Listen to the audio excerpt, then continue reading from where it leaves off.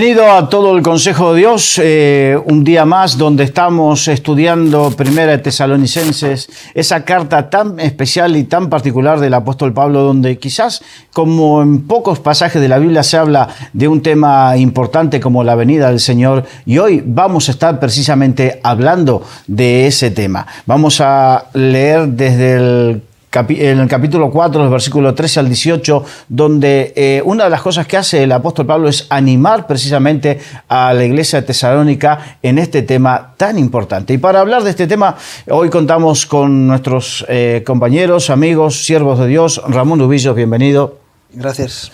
Eduardo Sarazaga, bienvenido. Gracias, Carlos. Y bienvenido, Miguel Díez. Gracias. Eduardo, te pediría, por favor, si podrías leer 1 Tesalonicenses 4, del 13 al 18. La venida del Señor.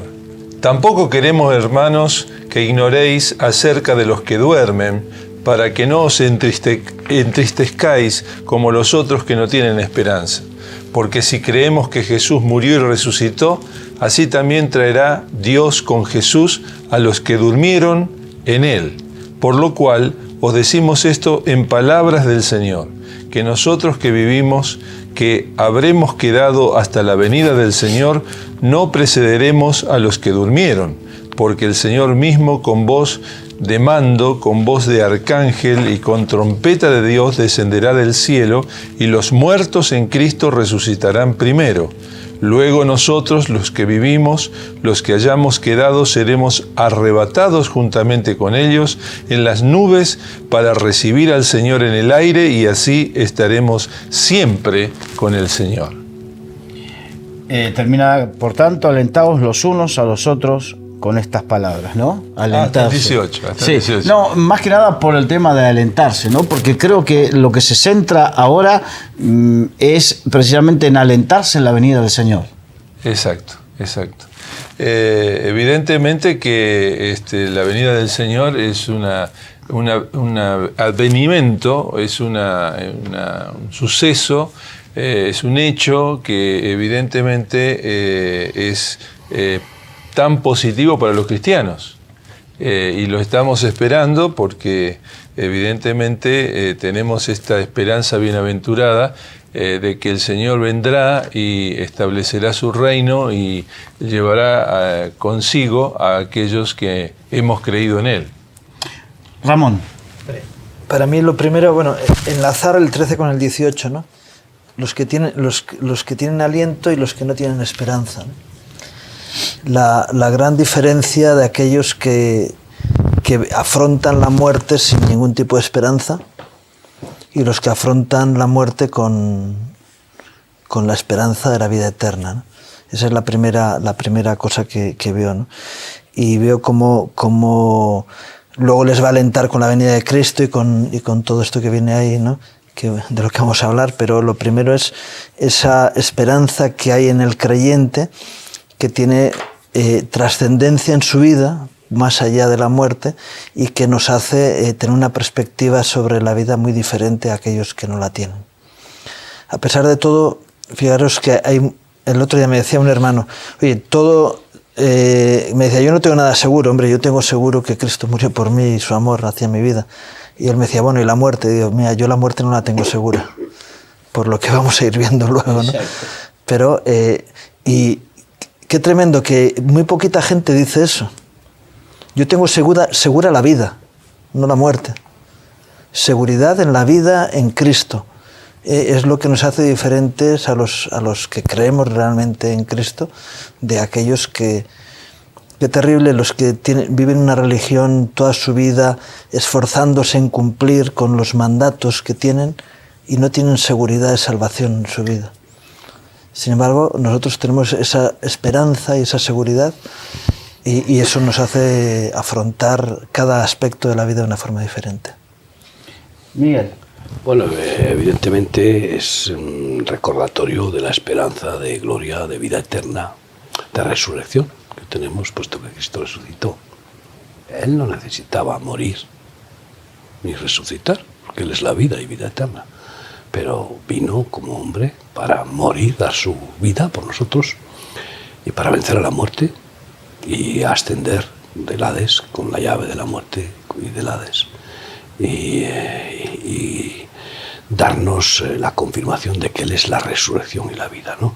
Aquí habla de dormir. Bueno, aquí hay un término que ha producido malas interpretaciones doctrinales en algunas personas, ¿no? Claro, los que duermen en el Señor o los que duermen sin el Señor, pero como está hablando, por supuesto, de los que mueren, ¿no? De la muerte. Pero yo he oído una doctrina por ahí descabellada en la que pues, dice que después de que el cuerpo muere, también muere el alma. Y que se entierra al hombre con su alma hasta la resurrección.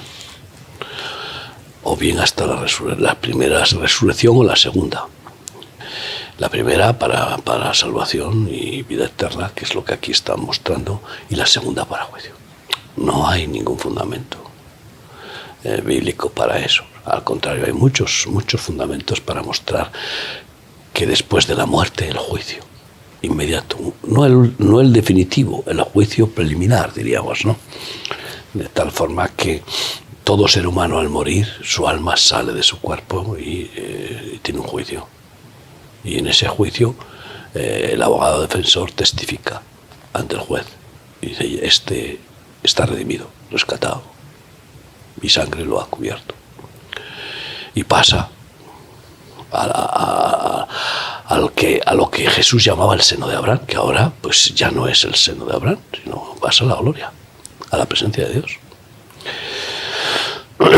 Y el que no tiene el pasaporte sellado con la sangre de Jesús, pues después de ese juicio preliminar baja al Hades. Ya lo anticipó Jesús con la parábola del rico y Lázaro, bien claro, ¿no? Y entonces el que baja al Hades, pues ahí está en un infierno preliminar, el Seol, el Hades, hasta que experimente la segunda resurrección, resucita para juicio y condenación, que es después del milenio de Cristo, ¿no?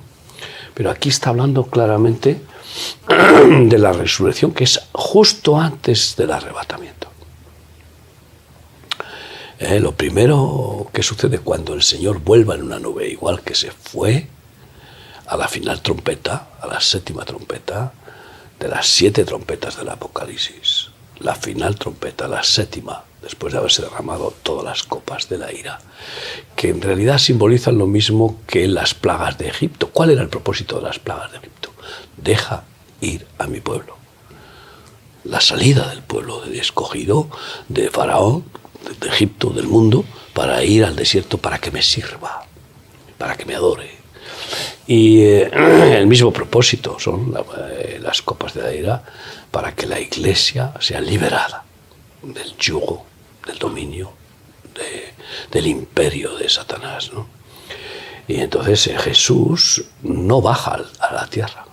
Esto es lo que hay muchas confusiones con respecto a la venida del Señor. No es una venida del Señor. No, Él no baja. Él viene, pero desde la nube llama primero a los muertos que han muerto en el Señor, los llama y resucitan con nuevos cuerpos, o resucitaremos con nuevos cuerpos glorificados en un abrir y cerrar de ojos. Esos cuerpos que han sido tragados por el polvo son retomados por las almas de los redimidos que están anhelando estar completos con un cuerpo glorioso, ¿no? Y después de que esos resucitados son reunidos con Cristo en la nube, menudo ejército, menuda multitud en el aire, ¿no? Después, inmediatamente después, los que vivamos o vivan, pues somos arrebatados. Los que vivamos o vivan en Cristo, esos, como vírgenes sensatas, con aceite en la lámpara, seremos o serán, si nosotros ya no estamos, arrebatados en un abrir y cerrar de ojos. Es decir, que pues donde quiera que estén, 2 estarán juntos, uno será tomado y otro será dejado. Es decir, que el cuerpo biológico, a la orden de Dios, esa autoridad de Dios que creó a su voz, creó los cielos y la tierra. Y dijo, hágase la luz, y se hizo la luz. Y dice a los cuerpos biológicos que sean transformados y que participen de su divinidad, de su energía, ¿no? Pues son glorificados de la misma manera que Jesús se transfiguró delante de sus discípulos. Y entonces los arrebatados, absorbidos, pues se llama parusía, como una especie de absorción. Son absorbidos por la autoridad de Jesús, con voz de arcángel y con un sonido de trompeta, son absorbidos y juntados con los que han resucitado, ¿no? Y después todos con Jesús, porque ahí está toda la iglesia, seremos llevados al cielo para celebrar las bodas del Cordero. Pero por eso es bonito lo que has dicho, Ramón, porque no tenemos seguro que vamos a morir. No. Eso, todos tenemos que morir, no tenemos seguro. No. Lo único, y hay muchos que no tienen ni la seguridad de vivir, porque no viven, porque no hay vida sin Cristo. Todos los seres humanos sin Cristo están muertos en sus delitos y pecados, aunque coman, duerman y trabajen y hagan lo que sea.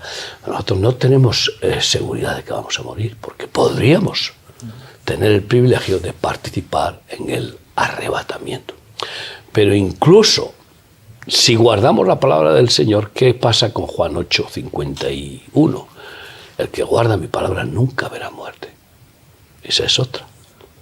La gran diferencia de cuando muere uno que ha rechazado al Señor, porque se condena al que rechaza al Señor. Es que él dice que ninguno quiere que se pierda, sino que todos procedan al arrepentimiento. El que rechaza el regalo, es que, pues diríamos, ¿cómo puede ser uno tan torpe y tan terco y tan ignorante y tan, yo qué sé, no sé qué apelativo? Pues lo hay.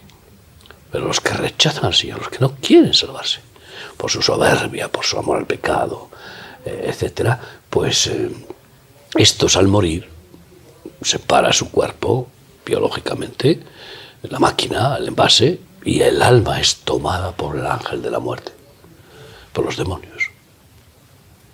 Ya, no ha sido liberada de la muerte, y la muerte se la lleva a su reino, donde está gobernando, que es un principado diabólico. La muerte es un principado diabólico. No había muerte en el cielo, que era previo a la creación del mundo. Ni siquiera cuando Dios creó el mundo y creó a Adán y Eva, no existía muerte. La paga del pecado es muerte. Diríamos que Satanás tuvo la oportunidad de encargar a uno de sus principados más terribles esa fuerza, ese poder, esa autoridad de la muerte. Con permiso de Dios siempre, claro, y sin duda. Y entonces, pues esos demonios, podría ser que hasta la muerte misma, hasta el mismo principado, depende de quién sea, según cómo se organicen y Dios permita, pues se lleve a esa alma, ¿no? Y se la llevan al Hades. ¿Cuántos se llevan al día? Esas almas, ¿cuántos van al Hades, ¿no?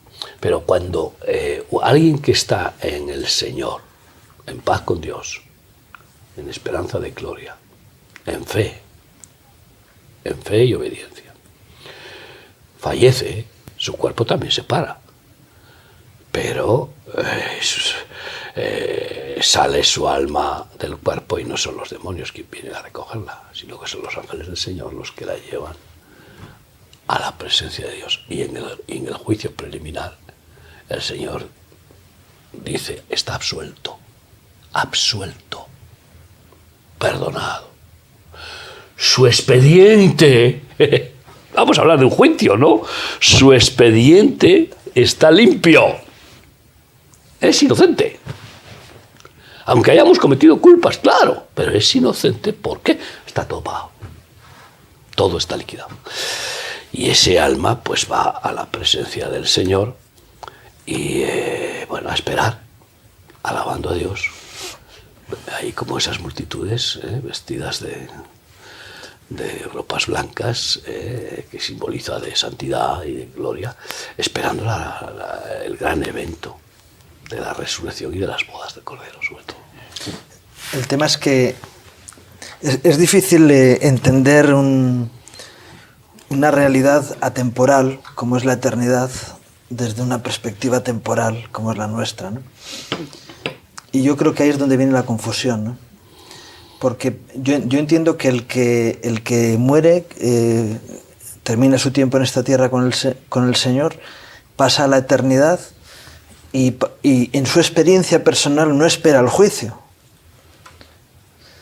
Los demás que están viviendo en el tiempo, si lo vemos desde la perspectiva del que está en el tiempo corre, pero para el que está en la eternidad es el presente eterno, ¿no? Entonces, claro, es conjugar esos dos espacios diferentes desde la mente del que está acostumbrado al tiempo, es muy difícil. Para nosotros es muy difícil, y por eso en la palabra hay esa dificultad, ¿no?, de poder expresar lo que ocurre en el que se va por medio del que se queda.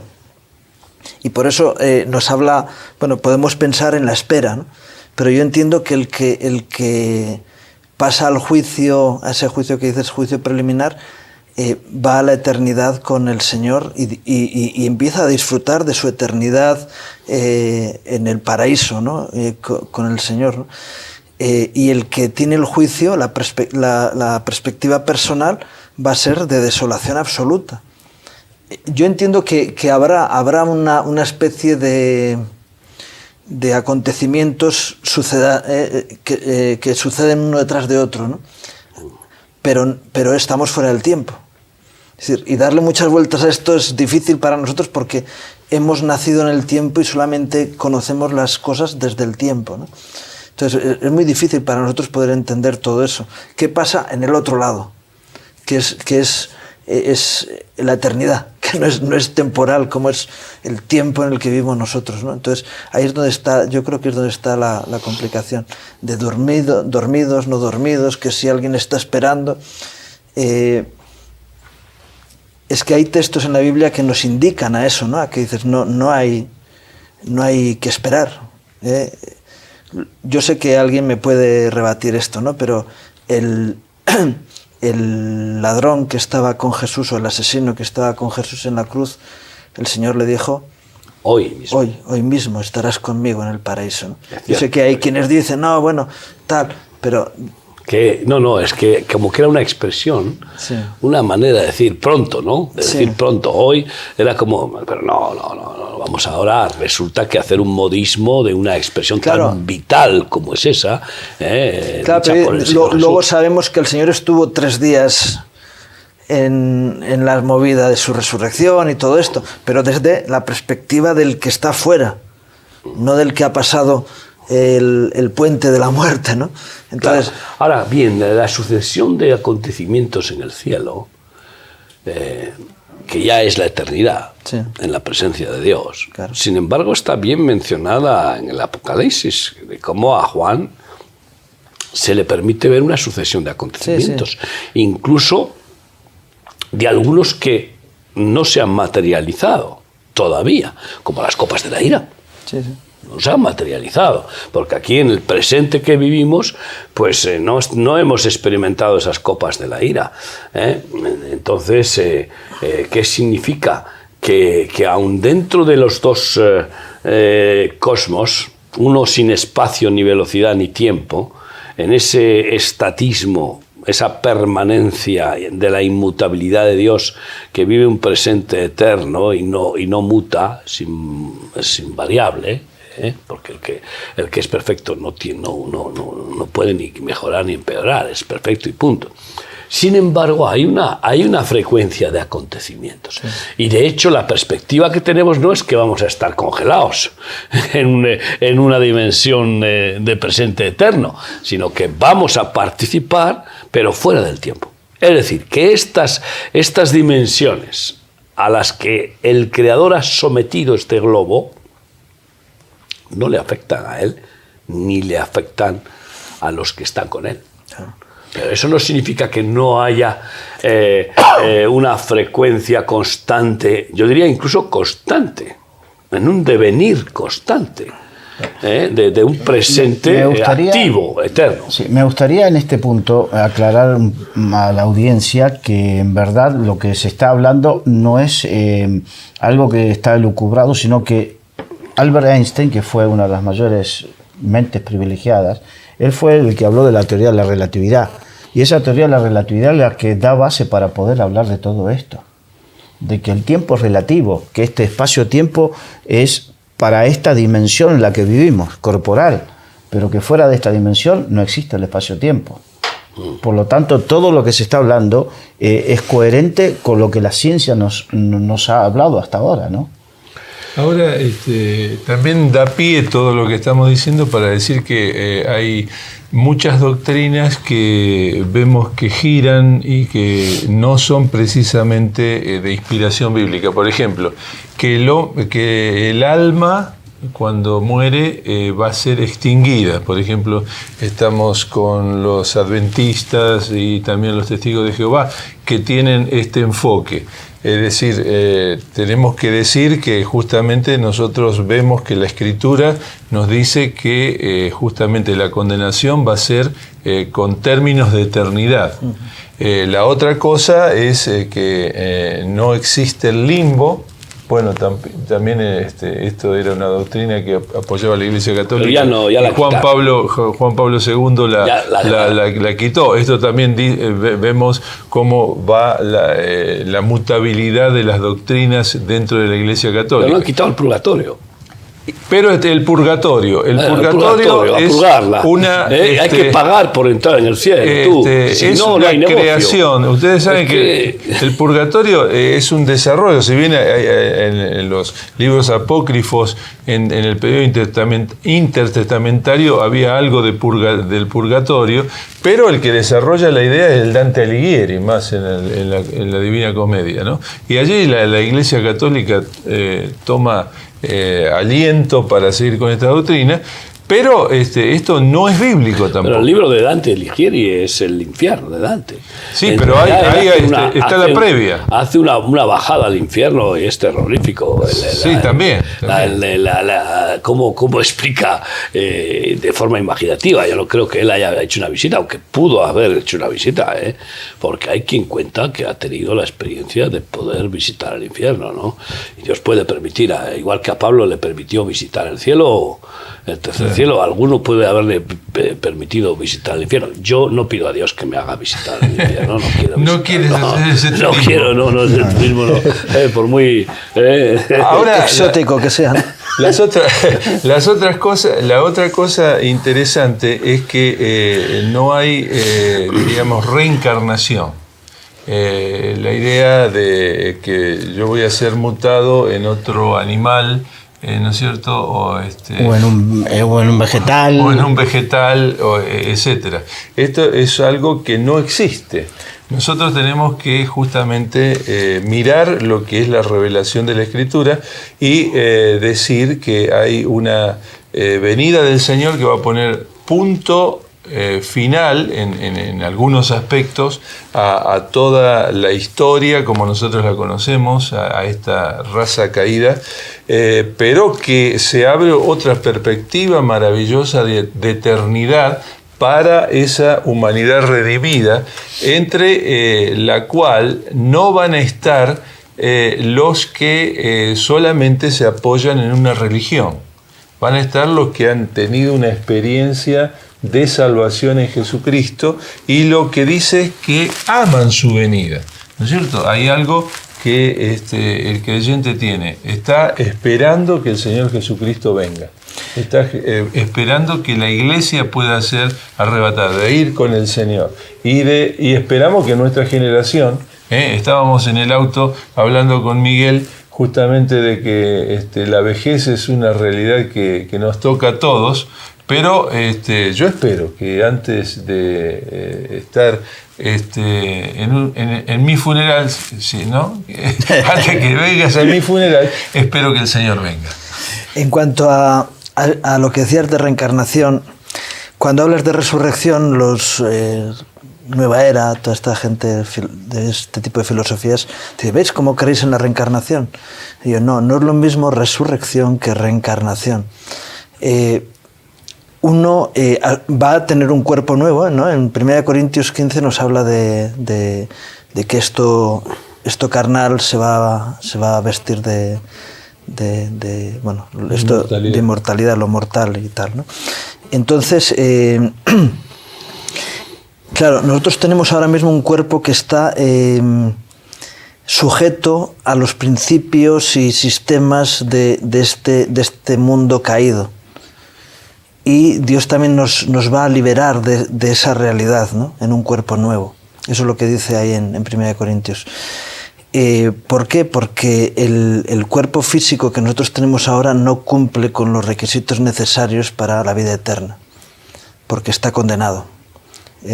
Nos dice también en otro lugar que el pecado está en la carne, y eso es lo que queda atrás, ¿no? Pero nos habla de ser revestidos, pero desde la misma identidad del mismo ser.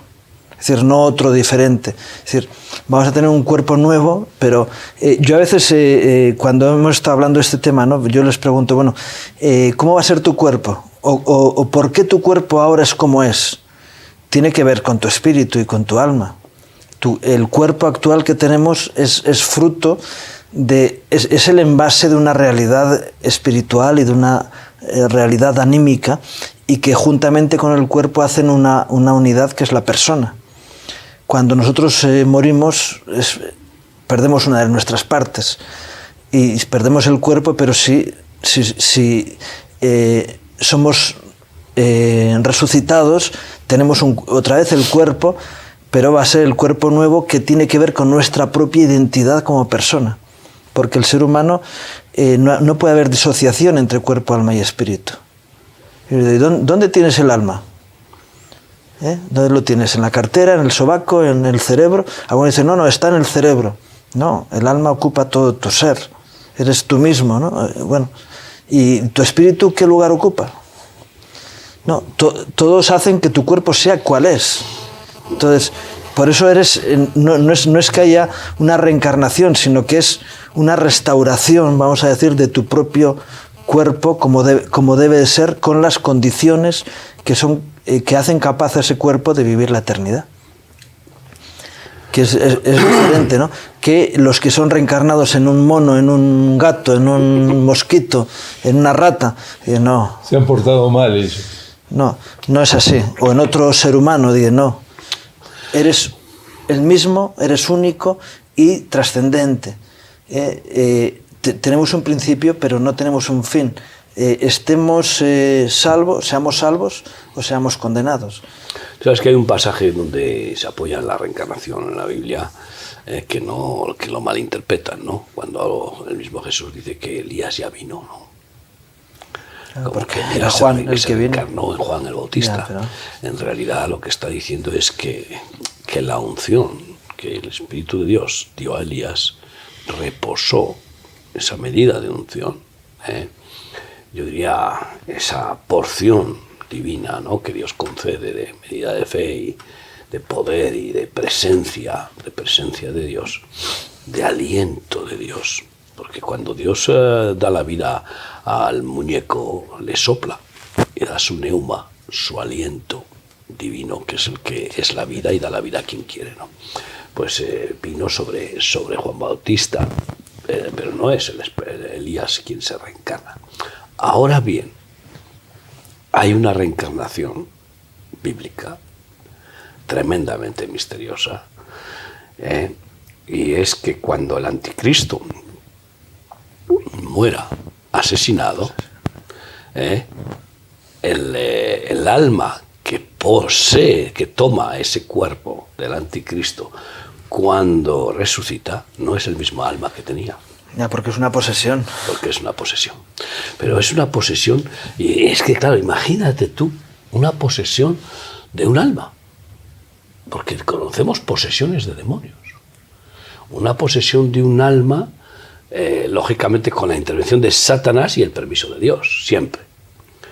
pero es el alma de uno de los 7 anticristos de la historia, que no es, que ya fue y que será, y que está pronto a subir del abismo, como dice Apocalipsis, el que toma ese cuerpo del anticristo final de los tiempos, cuando muere y resucita. Y ese alma, bueno, como sabéis, yo he escrito el libro de Nimrod, que después de 15 años de clamar y clamar al Señor y buscar quién va a ser el último anticristo, ¿no? Sabíais que Watchman Nee decía que era Nerón, y el escatólogo de Guatemala decía que era Tito. Y bueno, tanto Nerón como Tito fueron 2 de los anticristos más terribles de la historia, que ha habido miles de anticristos, yo no sé cuántos, pero hay, según la Biblia, nos habla de 7 cabezas del dragón, es decir, 7 anticristos, pues los más poderosos, y uno de esos 7 es el que se repite al final, y para mí que es el primero, ¿no? Que es Nimrod el que vuelve, porque ahí está, que después de toda la historia de los anticristos, su espíritu es el que ha leudado y ha fermentado toda la humanidad, y vivimos en un espíritu babilónico total, ¿no? Pero ahí hay una encarnación, una reencarnación temporal. Ahora bien, ¿qué sucede? ¿Qué pensáis cuando, por ejemplo, yo lo he visto, muere una persona, el padre de un joven? Oye, y nada más morir el padre, el hijo comienza a tener unos tics y unos gestos que tenía su padre. Claro, esos son los espíritus familiares. Claro. Ahí hay posesión diabólica. No es que el padre porque tú sabes cuál es la mitología de Semiramis y de Nimrod y de Tamuz. Es que una vez muerto Nimrod, que lo mata Sem, Sem de los hijos de Noé, el que tenía temor de Dios, es el que lo mata y le rompe en pedazos el cuerpo y esparce sus trozos del cuerpo por todos los horizontes, para que quede bien claro que el antidios ha sido destruido, el enemigo de Dios, el primer anticristo, ¿no? El cazador de fieras y hombres, ¿no? El que construyó la torre de Babel, ¿no? Bueno, pues luego Semiramis proclama que se ha vuelto a encarnar en ella, en su vientre, y nace Tamuz, y que a la vez es el mismo Nimrod, según ella, ¿no? Entonces, tú fíjate si es antigua la reencarnación, como una fábula satánica y diabólica, ¿no? No era Tamuz, no era Nimrod. Tamuz era el hijo de una fornicación de Semiramis, que incluso hasta pudo ser antes de que mataran o al mismo tiempo que mataban a su marido, ¿no? Pero volvemos a las fábulas de los demonios y la mitología. Y a mí me gustaría que se planteara, que salga de fruto de este debate, un estudio sobre las religiones y sus abominaciones. Está otra parte Porque que sería muy bueno dar luz a la gente, ¿no? Sí. Es que, ¿dónde han nacido todas estas fantasías, dice, fábulas? No ignoréis. No ignoréis. La ignorancia provoca entristecimiento. Claro, entonces la gente, pues oye, vienen y los que no tienen madurez, pues vienen y les convencen con falsas doctrinas, ¿no? Y les llevan al punto. Hace poco tuvimos en uno de los viajes que hicimos mi esposa y yo, había uno que viajaba con nosotros y bueno, pues el purgatorio, ¿cómo no va a existir el purgatorio? Madre mía, la que nos montó. ¿Me comprendes? Y claro, es una aberración. Digo, pero vamos a ver, ¿tú a quién haces caso? ¿Al maestro de maestros, al maestro perfecto que es Jesús? ¿O a lo que digan los hombres religiosos? ¿Dónde dice Jesús que existe el purgatorio? El Hades y el seno de Abraham. Y no había en la parábola del rico y Lázaro, y en ningún otro texto es que no aparece el purgatorio, ¿no? Y claro, como que es que el hombre cuando muere, pues todavía no está purificado y necesita estar un tiempo en el purgatorio para purgarla, y claro, y misas y misas y misas, para que puedan ayudarle a salir del purgatorio e ir al cielo. Entonces, ¿para qué murió Jesús?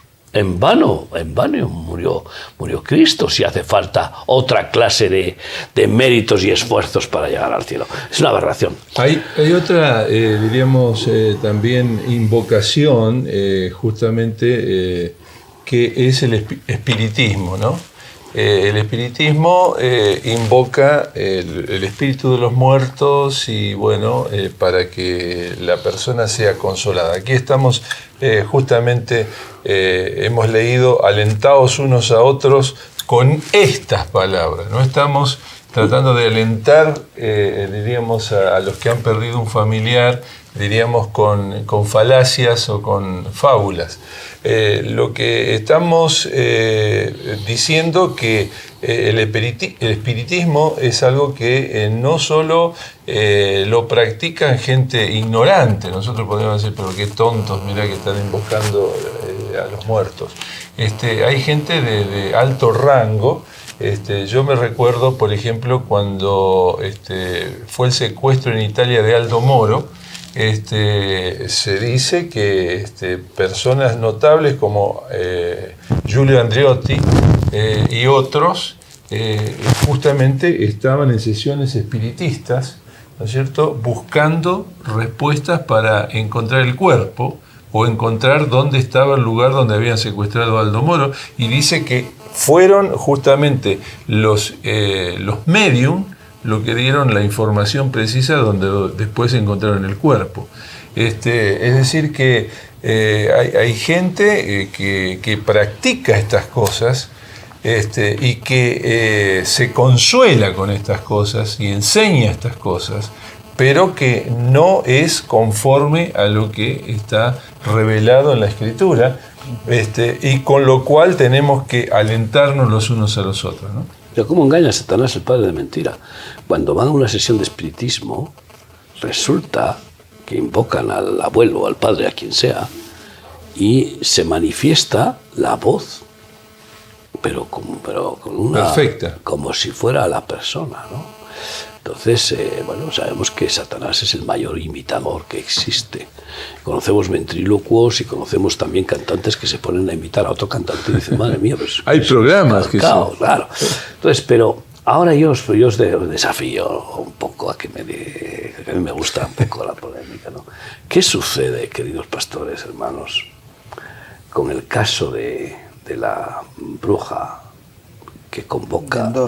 de Andor, que convoca a Samuel a que vuelva por encargo de Saúl?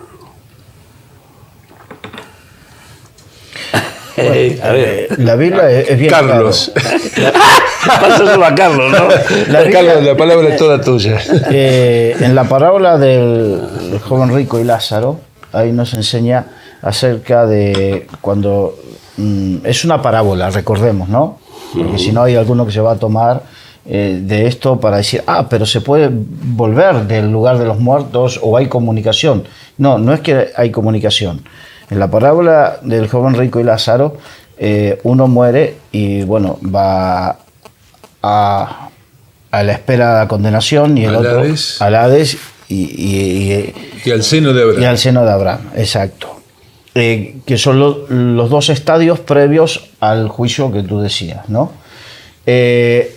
Ahora, pero había sufrimiento, porque ahí sufría. Pero no el que fue al seno de Abraham. No, estamos hablando del joven rico. Del rico. El rico sí. Entonces, pidió que le contasen que le dejen regresar para que le contase él a su familia, para que su familia no vaya a sufrir lo que él estaba sufriendo. Y el Señor le dijo... Que no vayan a ese lugar. Que no vayan a ese lugar. Evangelizar a su familia. Pero le dijo, no se puede porque hay una gran cima. La palabra cima con C, o con C, para que me entiendan aquí, habla de una altura. pero una cima con S habla de un precipicio, habla de algo que separa tremendamente y que no se puede pasar de un lado a otro. Con esa parábola el Señor nos enseña que no existe esa comunicación entre el mundo de los vivos y el mundo de los muertos. Entonces, si yo mañana parto con el Señor y alguien por querer consolarse o algo por el estilo quiere invocar mi espíritu, los demonios que estaban fastidiándome todo el día son los que van a decir, sí, pero en el año tal, yo hice tal cosa. Y claro, van a engañar. De hecho, recordemos, la palabra diablo significa padre de mentiras, ¿no? Y con mentiras y con una serie de cosas lo que buscarán es engañar.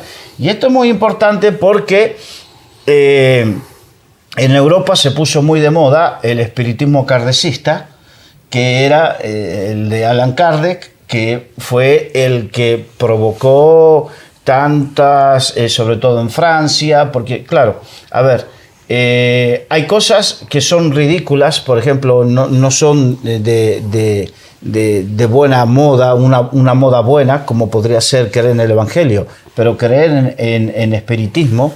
Por ejemplo, estabas hablando de Julian de Otro, que fue primer ministro italiano en aquella por 50 época. Años. Entonces, digamos, de distintos cargos en 50 años fue primer ministro. Exacto. Entonces, hay gente que le parece ridículo la Biblia, pero no le parece ridículo invocar muertos. Sí. O espíritus. Espíritus de muertos. Claro, no es algo nuevo tampoco, porque eso es algo que se hacía desde siempre. De hecho, como nombraste, cuando la divina Dentor invocó el espíritu, ¿no? Sí. Entonces, de hecho, es algo que se hacía. Y cuando se hace todo esto, lo que se busca, lo que se provoca es el engaño. De hecho, yo estoy convencido de que fueron demonios, lo que en aquella experiencia, aunque la Biblia dice que fue... no lo dice. Sí, dice que fue Samuel. Samuel se presentó. Sí, pero eso es lo que dice el texto, pero yo entiendo que yo estoy en ¿Por qué me molestas? Yo estoy en la misma tesis que Carlos, que no es posible. Dios podía haber permitido que ocurriera, pero yo no creo que la espiritista, Endor. Sí, lo que está tuviera claro autoridad es que si para llamar. Dios la excepción. Podría ser. Nimrod, podría darse. o el que sea. Podría ser. Creo que pero... sea Nimrod, el que toma, vuelve del Hades, sube del abismo. Primero, ¿por qué hay un abismo, como esa cima? Es que tú sabes que se han intentado hacer viajes al centro de la Tierra y está la fábula del viaje al centro de la Tierra de Julio Verne, etcétera, ¿no? Pero no hay manera de poder entrar al centro de la Tierra por causa de la temperatura y la distancia al núcleo. Se te queman todos los lentes. No, es que no hay posibilidad de aguantar. De la misma manera que nadie puede estar en la presencia de Dios, porque quedaría carbonizado. Salvo que Dios lo permita, entendido. Entonces, diríamos los dos extremos, ¿no? Pero, sin embargo, de la misma manera que Dios permitirá que el anticristo, que va a encarnar la gran ferocidad, la mayor ferocidad de la historia, y el personaje que por fin dominará todo el mundo con permiso de Dios, suba del abismo. ¿Por qué no del seno de Abraham? O en este caso del mismo cielo, donde, estaría en el seno de Abraham, porque no había todavía, no había venido Jesús y no había tomado a los que estaban en el seno de Abraham y los habría subido arriba, porque bajó al Hades y al seno de Abraham, lógicamente. Pero ¿por qué no va a permitir Dios? Sí, podría ser, pero ¿por qué? Pues, el tema es porque la manifestación de Dios siempre es con un propósito. ¿Por qué le permitía a Balaam profetizar y que acertara cuando profetizaba por dinero? Esto es un tema, Dios porque había recibido un don que lo estaba usando mal por su corazón torcido. En este caso le estaba probablemente estaba llenando la copa de la ira contra Saúl. O sea, pero con el demonio ya estaba cubierta la copa de la ira ya también. estaba cubierta, pero bueno. Yo creo que tenemos que ser honestos con la Escritura. Sí, a ver qué dice. Léela. La Escritura dice que era Samuel. Sí, es que es así. Ahora, puede haber error escritural, de interpretación, de traducción, cuidado. Que también hemos descubierto algunos pequeños errores en la traducción, como por ejemplo, cuando habla en el Salmo 23 que nada me faltará, en realidad la traducción correcta es nada me falta. Por ejemplo, ¿no? Pero podría haber ahí algún fallo. Pero en cualquier caso, por eso os he metido en el conflicto un poco, para que desde el punto de vista... Y yo para mí creo que Dios puede hacer unas leyes y decir, nadie puede pasar de acá a allá. Pero si Dios permite, sí puede pasar. Sí. Nadie puede por sí mismo. Nadie puede, imposible, como nadie puede retener su alma cuando Dios la llama a que salga del cuerpo y otras cosas, ¿no? Pero Dios sí que puede. Dios lo puede todo. Y pongo el ejemplo precisamente de una reencarnación y también de una manifestación del espiritismo. Sí. Es decir, y cuidado, porque evidentemente podría suceder que en el espiritismo no es que vuelva un familiar y se presente, pero sí los demonios que están con el familiar en el infierno, traen el mensaje. O sea, es que, a ver si aquí hay... En el texto... Porque está claro que esos que están en el infierno, los familiares que han muerto y están en el infierno, pues tienen vida. Sí. No están desintegrados. Los hombres son inmortales. Bueno, no están desintegrados. Pueden expresarse. En el texto de 1 Samuel, lo que dice es, en capítulo 28, 14, él le dijo, ¿cuál es su forma? Y ella respondió, un hombre anciano viene cubierto de un manto. Saúl entonces entendió que era Samuel, y humillando el rostro a tierra, hizo gran reverencia. Y Samuel dijo a Saúl, ¿por qué me has inquietado? Es decir, en el texto se puede entender que, bueno, él entendió que era, que era Samuel. A eso me quería y entonces Samuel, el que él cree que Samuel habla, pero no dice que fuera Samuel concretamente, sino que él entendió que era Samuel. Entonces, podría ser o no. Es decir, las dos posibilidades podrían darse, ¿no? Sí. Pero lo más normal... Sí, pero sigue leyendo, porque, claro, todavía queda un poco de texto para... entonces Samuel dijo, ¿por qué me preguntas a mí si Jehová se aparta de ti y es tu enemigo? Jehová te ha hecho lo que dijo por medio de mí, pues Jehová ha quitado... Por medio de mí. Claro, pero puede ser un demonio diciendo esto. Que miente. No. Claro. El tema, diríamos, es de interpretación bíblica, porque después está la interpretación del texto, pero cómo eso lo metemos en todo el contexto de interpretación bíblica. Yo no puedo enseñar espiritismo por este pasaje. Claro, es que ¿no es cierto? No, y además, aunque este pasaje sea espiritismo, significa que está pecando la bruja y está pecando Saúl por invocar a los espíritus y a los muertos, porque está especificado en el Antiguo Testamento de no invocar a los muertos. Y encima él no es ignorante porque él mismo había dictado una ley en la que si había un espiritista fuera muerto. Fuera el mismo Saúl cuando reinó. Claro. Por lo tanto, lo que sí podemos dejar bien claro es que si Dios quiere, puede hacer eso lo que Él no permite que haga nadie. Eso es indudable. Ahora, y que incluso digamos que sea pecado, para Dios no hay pecado. Es decir, que Él pueda permitir que, por ejemplo, que el anticristo suba del abismo y posea el cuerpo muerto del último anticristo que gobierna, no significa que Dios está pecando, está cumpliendo con su divino absoluto señorío. Es curioso, hacer como quiere. Cuando David come del pan del propiciatorio, no recibe culpa. Sin embargo, el sumo sacerdote que permite es masacrado. Es tremendo, ¿no? Él recibe la libertad de parte de Dios porque Dios es soberano supremo. Claro. Pero aquel que tenía que haber impedido aquello que no lo impide, luego Saúl envía a sus ejércitos y lo matan.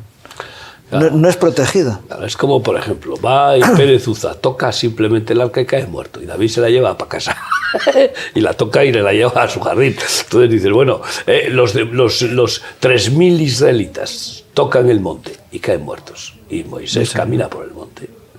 A ver. Y no Porque pasa pide permiso primero para entrar. Claro. No, Dios le dice, descálzate, quieto ahí. Descálzate, que el lugar en el que estás santo es. Y él obedece. Y él obedece. Los otros ni se descalzaron ni nada. Pero podríamos pensar que también Dios le podía haber dicho a Moisés, no entres aquí. No entra, punto. Y si entra, pues oye, atente a las consecuencias. Entonces la soberanía de Dios no puede estar en cuestión con respecto a que pueda haber una opción, a que pueda haber una opción de manifestación de espiritismo. Eso no significa que esté bendecida por Dios y que esté permitida y que sea buena, al contrario. No mezclemos una cosa con la otra. Pues, tengo tiempo de decir un aspecto que me parece interesante de recalcar aquí en el caso de Saúl. Saúl tuvo un problema de rebelión, ¿no es cierto? Y Dios le dice 15:23 de 1 Samuel, porque como pecado de adivinación es la rebelión, y como ídolos e idolatría la obstinación. ¿No es cierto? La rebelión y la obstinación lo llevó a tal punto este hombre que llegó justamente en los últimos tiempos de su vida a invocar lo que él mismo había decretado que no se tenía que hacer. Es tremendo como este hombre torturado por sus luchas interiores, por los demonios, llega a este extremo y Dios lo permite. Dios permite esto, dice, era como la apariencia de Samuel. A lo mejor ha sido la imaginación suya, ¿no? Su imaginación, era lo que él tenía dentro del corazón. En cualquier caso es el único testimonio de una posible referencia al tema. Y claro, no puedes nunca hacer una doctrina de un testimonio. Y la otra cosa que este hombre... Y encima, además, aunque hubiera más testimonios, después... No puede ir eso en contra de la escritura categórica, claro, de que eso es abominación para el Señor. Bien, cuando yo sé que el tema ha dado para más, pero tenemos que dejarlo ahí porque el tiempo es tirano. Gracias Ramón, gracias Eduardo, muchas gracias Miguel. A vosotros. Gracias a todos ustedes. Recuerden, solamente como comenzamos, no ignoréis, decía el apóstol Pablo, acerca de la esperanza que nos espera. Cuando perdemos en la perspectiva de lo que significa nuestra muerte, ahí es donde verdaderamente comencemos a entristecernos. Sin embargo, el apóstol Pablo nos enseñó a que, mejor dicho, el apóstol Juan decía que hermosa es a los ojos del Señor la muerte de sus santos. Así que tenemos que entender que hay algo más importante que esta vida, así como la concebimos, que es estar en la presencia del Señor. Muchas gracias y Dios mediante nos volvemos a encontrar la semana que viene, continuando con 1 Tesalonicenses.